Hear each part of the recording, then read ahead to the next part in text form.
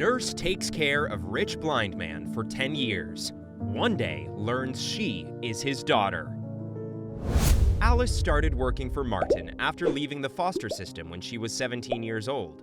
At the time, the job was recommended to her by her foster mother, who was a good friend of the wealthy blind man. One day, Alice was making Martin breakfast, his favorite, peanut butter and jelly sandwich, when they started reminiscing about the first time they'd met. "Tell me, Alice, how long has it been since you started working here?" Martin asked Alice out of nowhere.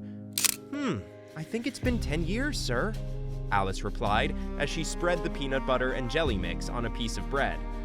"I remember the time so well. I was afraid of leaving the foster care system because I didn't think anyone would hire me.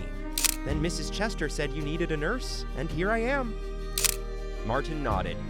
"Right, it's been 10 years. Time flies, huh?" he said, reaching for the sandwich that Alice prepared for him. That same moment, Martin's son Adam entered the kitchen. "Why is it that you only ever make breakfast for Dad? You're a slave. You're supposed to be serving everyone at home," he scoffed at Alice. The word slave made Alice's stomach twist, and she was close to tears when she heard it. "Adam!" Martin suddenly yelled, making both Alice and Adam jump in surprise. "How dare you call Alice a slave? Insult her once more and you can forget that you're my son. Get out of here before you make me even angrier," he said. Adam shook his head and slowly left the kitchen. "I don't understand why you favor her over your own son," he muttered as he left. Martin apologized to Alice and asked her to have breakfast with him. She obliged, but sat quietly. She still couldn't believe that Adam called her a slave. "I can tell that you're sad," Martin told Alice.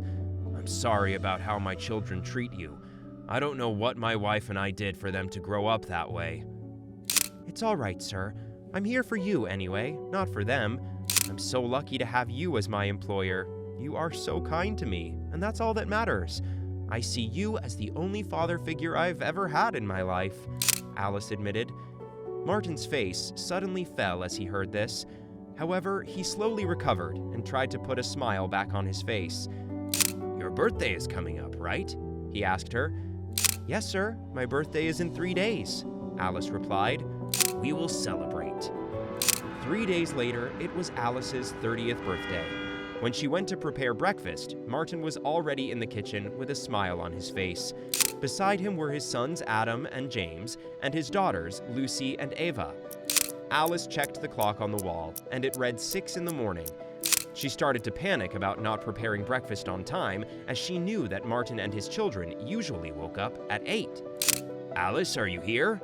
Martin asked. "Yes, sir," Alice said frantically. "I'm sorry, I didn't know you were going to wake up early today. I'll get breakfast ready soon," she said, rushing to get some ingredients out of the refrigerator. "Come on, Alice, we're starving," Lucy mocked. "Breakfast can wait," Martin suddenly interrupted. "I have a gift waiting for you outside, Alice. Happy 30th birthday," he said. He slowly stood up, trying to get a feel of his surroundings. "A gift outside?" James asked. "You've never given me a gift that needed us to go outdoors," Ava added. Alice guided Martin out the door as his 4 children followed behind them.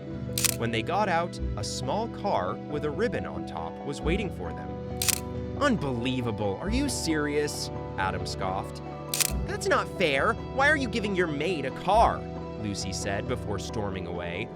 "Alice has been by my side for 10 years.